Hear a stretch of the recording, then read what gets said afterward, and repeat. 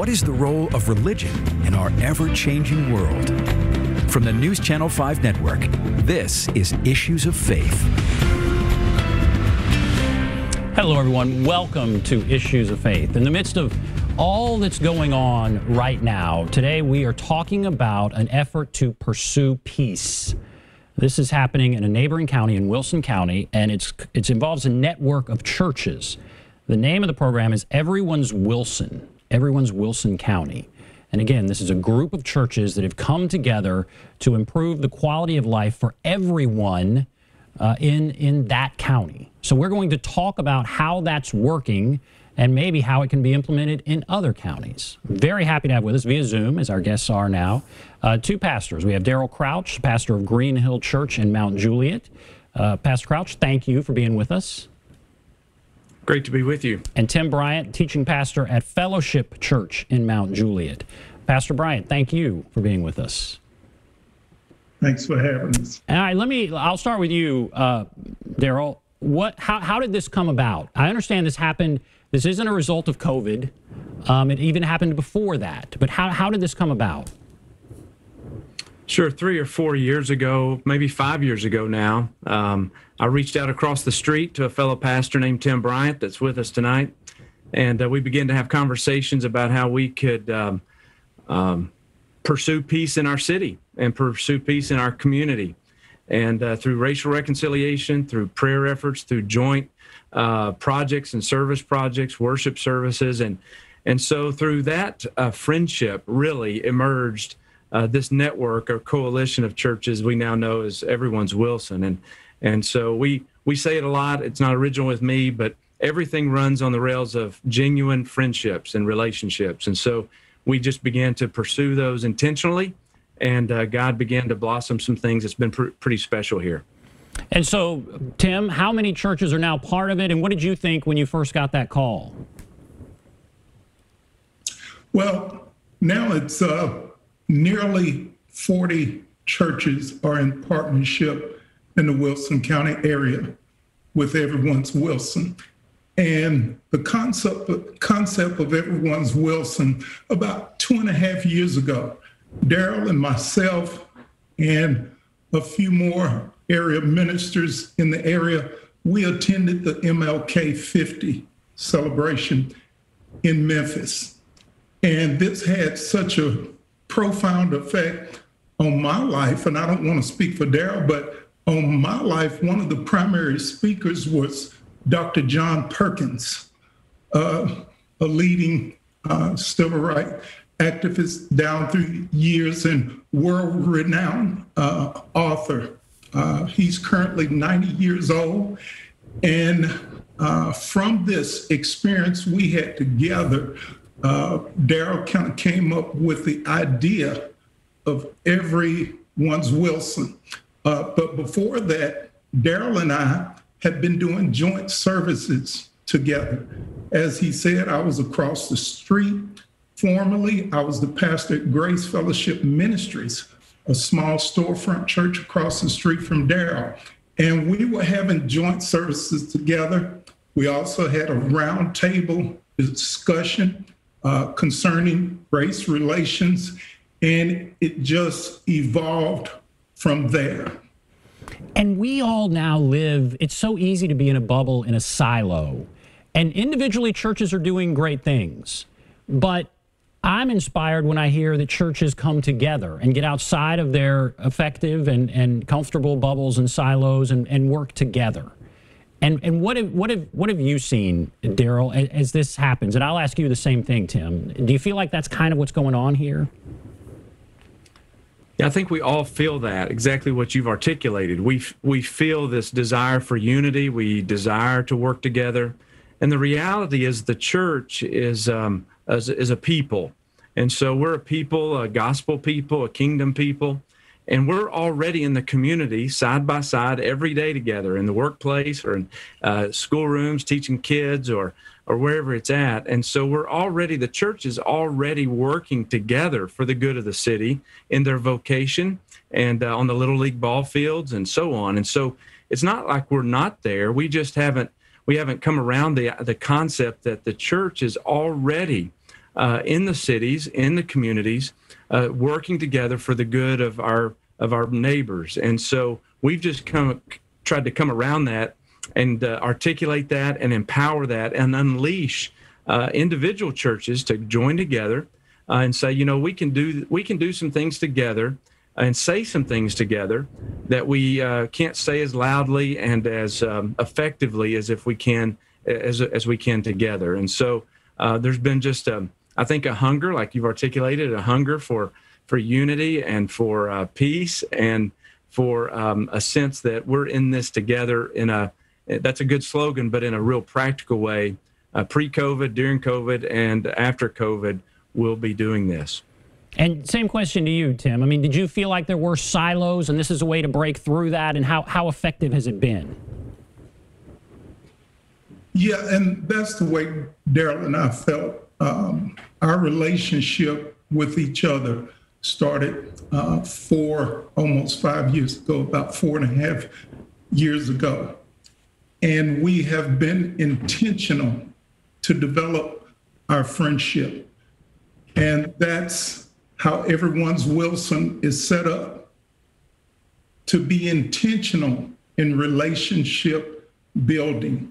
As Daryl said, this was pre-COVID, and now in the midst of COVID, I think it has intensified. So that's the key, is being intentional in our relationships with churches, with businesses, with schools. My full-time job is with Fellowship of Christian Athletes. I'm the county director in Wilson County, so I'm in the schools a lot. So it really is a community effort of our community coming together, being intentional. Well, I'm encouraged to hear you say it's intensified in COVID. How is that true? How has it intensified? And Tim, I'll ask you, how is it intensified? Well, I think the natural response, not only in Wilson County, but worldwide, has been people attempting to come together, being prompted by the Lord to come together, primarily the church. The church is to be the example to the world. We live in a secular world. So the church, I believe, has been called by God to come together. Have we perfected that? No. But I believe that the Lord has been calling us to come even closer and to recognize that we're all created in His image. And Daryl, I'm looking here and it says there are 4 major areas, 4 major vulnerabilities that you identified in Wilson County: hunger, addiction, safety, and education. And again, so tangibly, what have you been able to do to improve the lives of people when it comes to those things: hunger, addiction, safety, and education?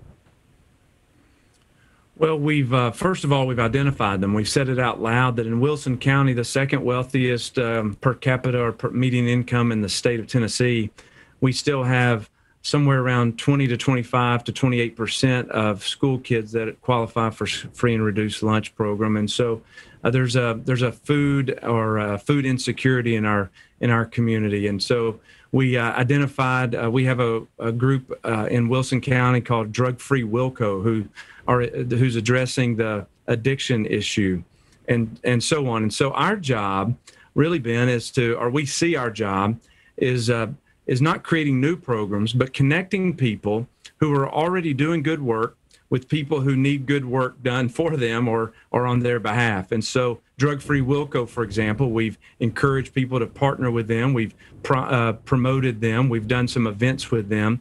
And certainly COVID has changed the way we're able to interact and the things that we're able to do. But the greatest, the most exciting thing that we've seen that we launched earlier this year, but again, COVID put a pause button on it, is our Ready initiative, which is a school initiative to encourage and equip every church in Wilson County to come around every school in Wilson County so that every school in our community has a network of churches and businesses and nonprofit leaders around the table to resource that school so that they'll be effective. United for Hope has been doing this in Davidson Metro for many years, and so we partnered with them, and so we're hoping to roll that out any day now, as soon as we're able to be back in the schools. And then the tornado, I think, Ben, was that came through in early March, was a terrible thing, came down through the I-40 corridor, affected our county from the west side to the east side. But we saw this network, the friendships that Tim mentions, we saw this network of relationships blossom during that. It was a tragic thing and affected so many people. About a month later, we had straight line winds come through and caused, we kind of got it again. But we saw this network of relationships blossom.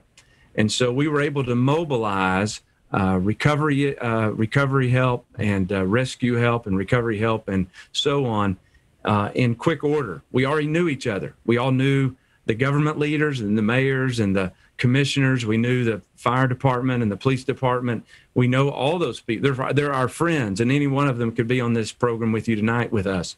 And so we were able to mobilize thousands of church volunteers with chainsaws and trucks and whatever needed to make our citizens whole. And we're still in that effort. Matter of fact, I received an email today. There's still efforts going on to make every citizen and every home in our community whole from that tornado. And so those have been some super tangible things that this network coalition of churches and leaders have been able to initiate. If we hadn't had COVID, I think we'd be doing story after story about those tornadoes and just the recovery effort that's underway. But because of COVID, it seems like it's people have not, it hasn't been as front and center as it would have been.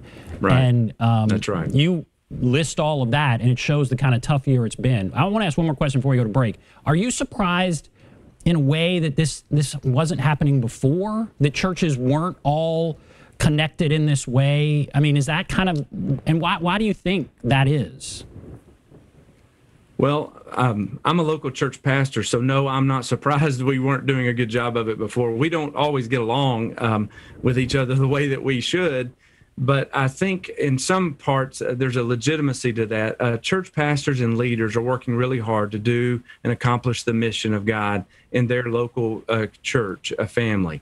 And we are all, generally speaking, evaluated on how many people come to our church and how many people we see come to Christ and how many people are giving and what giving looks like. And so that's the metrics for the local church pastor.